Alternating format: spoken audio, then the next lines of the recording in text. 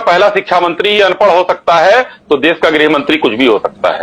अब तू गया बेटा, अब तू गया, देख तेरी औकात मैं दिखाता हूँ तुझे। पहले तो देश के पहले शिक्षा मंत्री मौलाना अबुल कलाम आजाद थे, जाने माने इंटेलेक्चुअल थे, पढ़े लिखे इंसान थे, वो अनपढ़ नहीं थे। अनपढ़ शिक्षा मंत्री की अगर आप मुझसे बात करेंगे तो शायद 8वीं पास मंत्री मोदी जी की कैबिनेट में शिक्षा मंत्री बनी थी। और अगर आप अनपढ़ मंत्रियों की बात करेंगे तो अभी जो 24 मंत्री आपने गुजरात में बनाए हैं ना, उसमें 10 मंत्री 10वीं पास हैं और 4 मंत्री सिर्फ 12वीं पास हैं। वाह मोदी जी, वाह वाह वाह। तो अनपढ़ लोगों को मंत्री आपकी पार्टी ने बनाती रही है। इसको आप व्हाट्सएप पे जो आता है उसको कृपया करके पब्लिक प्लेटफॉर्म पे मत पेश कीजिए।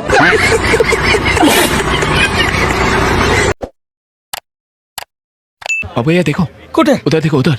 बाटी जी, आपने आचार्य प्रमोद कृष्णम को सुन लिया, क्यों आप ये बिना बात हिंदुओं को बांटने की कोशिश कर रहे हैं, साजिश कर रहे हैं? बाटी जी पहले वही बोलिए। एक तो गंभीर समस्या ये है कि वर्तमान युग की एक उपलब्धि ये है कि कुछ ऐसे अंधभक्त पैदा हो गए हैं देश में, जिन्हें लगता है कि मोदी और योगी के बाद ही जो कुछ भी हो रहा है उनके बाद ही हो रहा है, उससे पहले कुछ था ही नहीं।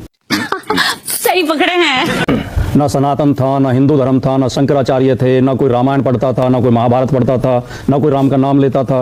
ये मोदी जी ने किया जो कुछ भी किया। मुझे क्रेडिट नहीं चाहिए।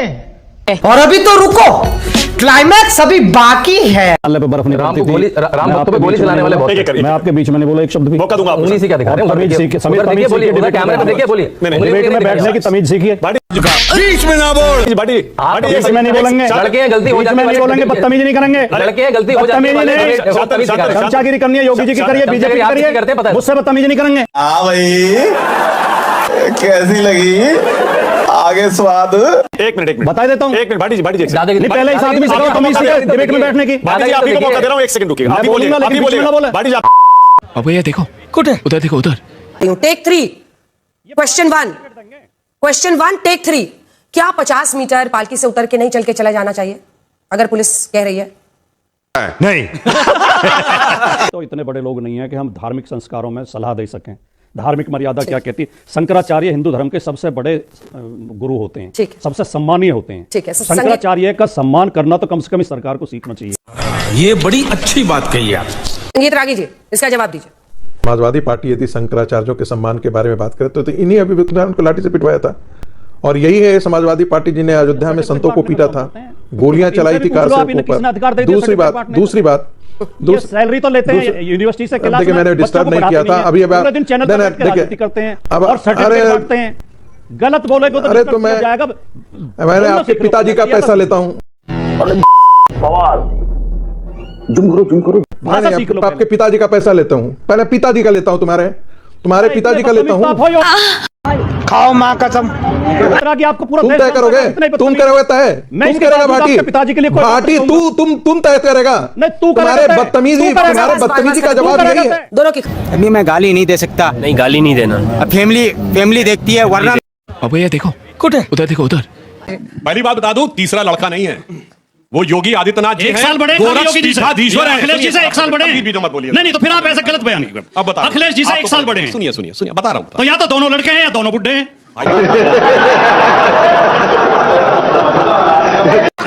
भाई एक ही साल का तो अंतर है उम्र में। अखिलेश जी 52 के हैं, वो 53 के हैं। वो धर्म की पीठ पर बैठे हुए हैं, वो अपने बाप के दम पे नहीं आए हैं, वो अपने बाप के दम पे नहीं बने थे, पिताजी को छोड़ के बने थे, अपने दम पे आके बने। आपकी औकात बता रहा हूँ सर, बुरा नहीं मानना सर। पहले 2 लाइन इनके लिए बोली दूं। हाँ, हमारी शायरी कीजिए। आंख पर पट्टी रहे और अकल पर ताला रहे, अपने साहे वक्त का यूं मर्तबा आला रहे, देखने को दे इन्हें अल्लाह कंप्यूटर की आंख, और सोचने को कोई बाबा बाल्टी वाला रहे। Once more! कालीन प्रवक्ता, मैं इनका बहुत सम्मान करता हूं, लेकिन मुझे खराब लगा जब जवाब देते देते बाप तक पहुंच गए। अगर अखिलेश यादव बाप की वजह से है तो माननीय अजय सिंह बिष्ट भी अपने चाचा उनकी वजह से है, कृपाल सिंह बिष्ट की वजह से। अजय सिंह बिष्ट के चाचा कृपाल सिंह बिष्ट अगर गोरखपीठ के महंत ना होते तो उत्तराखंड से आके अजय सिंह बिष्ट भी महंत ना बनते। आप बात मत खुलवाइए। अब भैया देखो, उधर देखो, उधर। इन्होंने कहा नमः पार्वती पतये हर। मैं इनसे पूछता हूँ 12 ज्योतिर्लिंग के नाम बताएं। चलिए पहले अभी आपका टेस्ट हो जाता है। ये जो काग भक्ति है ना, बकुला भक्ति, ये बेनकाब हो जाएगी। बताइए सर 12 ज्योतिर्लिंगों के नाम।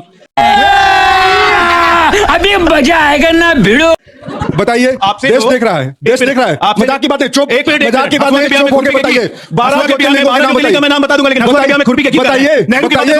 अरे बताइए नाम बताइए। अंजना जी मैं चुप हो जाता हूँ, इनसे नाम 12 ज्योतिर्लिंगों के नाम, इनकी जो भक्ति है ना, बता दूंगा, आप पहले बताइए ना। चलिए हो गया। क्या इसका आंसर तो नहीं आता मुझे। 1951 में क्या हुआ इनको पता है, लेकिन आज 12 ज्योतिर्लिंगों के नाम नहीं पता है। सौराष्ट्रे सोमनाथम चा श्रीशैले मल्लिकार्जुनम ओंकारेश्वरम महाकारम ओंकार ममलेश्वरम परल्याम वैद्यनाथम ताडाकिन्याम भीमशंकरम सेतु बंधे तु रामेशम नागेशम दारुकावने वाराणस्याम तु विश्वेशम त्र्यंबकम गौतमी तटे हिमालय तु केदारम घुस्मेशम तु शिवालय। ये 12 ज्योतिर्लिंगों के नाम है। भाई कैसी लगी आगे स्वाद। अब भैया देखो, उधर देखो, उधर। बताइए कि बीफ नॉर्थ ईस्ट में क्यों अलाउड है? आपके बीजेपी के नेता भी बीफ नॉर्थ ईस्ट में खुद गर्व से कहते हैं कि हम खाते हैं। और ये जो गौ हत्या पर बैन लगना चाहिए, नॉर्थ ईस्ट में नहीं लगेगा, ये गोवा में नहीं लगेगा, बहुत सारे स्टेट्स में नहीं लगेगा। आइए देखते हैं, मजा आएगा। बहुत गजब जानकारी आप लोगों को रहती है, बताता हूँ। हमारे लिए कौन माता है? गाय माता है। ठीक, जो नॉर्थ ईस्ट में खाया जाता है वो गाय है क्या? नहीं जी, उसका नाम है मिथुन। क्या बोले मैं समझा नहीं। और अभी तो रुको, क्लाइमैक्स अभी बाकी है। जो गाय है उसका जोलॉजिकल नाम है बस इंडिकस, और जो नॉर्थ ईस्ट में खाया जाता है दैट इज बस टॉरस। तो हम होमो सेपियंस है ना, औरंगुटान नहीं है। झूठ बोल रहा है, झूठ बोल रहा है, ये बकवास कर रहा है। होमो इरेक्टस है ना, इसीलिए मैं कहना चाहता हूं गाय माता है, मतलब एक खास प्रजाति की गाय को खाना वहां पर अलाउड है। अब जैसे गाय माता है, जर्सी गाय माता नहीं है ना। आप कहाँ के ज्ञानी बाबा? कितने तेजस्वी लोग हैं हमारे पास, कितने शानदार विचार रखते हैं जी। अब भैया देखो, उधर देखो, उधर। देखिए सीधी और साफ बात है मानिक जी, संविधान की धज्जियां तो आज पेड़ से लेके अरावली हिल से लेके एक बलात्कार हुई बच्ची के साथ जो हो रहा है ना, इस पूरे देश में संविधान की धज्जियां कौन उड़ा रहा है, ये किसी से पूछने की बात नहीं है। पेड़ काटे जा रहे हैं, आदमी काटे जा रहे हैं, महिलाओं की इज्जत तार-तार हो रही है। इस देश में जो हो रहा है ना, वो आंख पे पट्टी बांधकर कोई नहीं बैठा है कि बलात्कारियों को आपकी पार्टी के लोग कह रहे हैं कुलदीप सिंह सेंगर बेगुनाह है, कुलदीप सिंह सेंगर छूट जाना चाहिए था। अरे कुलदीप सिंह सेंगर, एक महिला होने के नाते मैं कहती हूं, देश के संविधान को तार-तार अगर कोई कर रहा है तो इस देश में भारतीय जनता पार्टी की सरकार कर रही है। पहाड़ काट रही है, लोगों को मार रही है और पेड़ काट रही है, अपने दोस्तों में बेच रही है इस हिंदुस्तान को। ओके सर, अभी हम कुछ नहीं बता सकते हैं आपको, हम डिस्कशन में अभी हैं।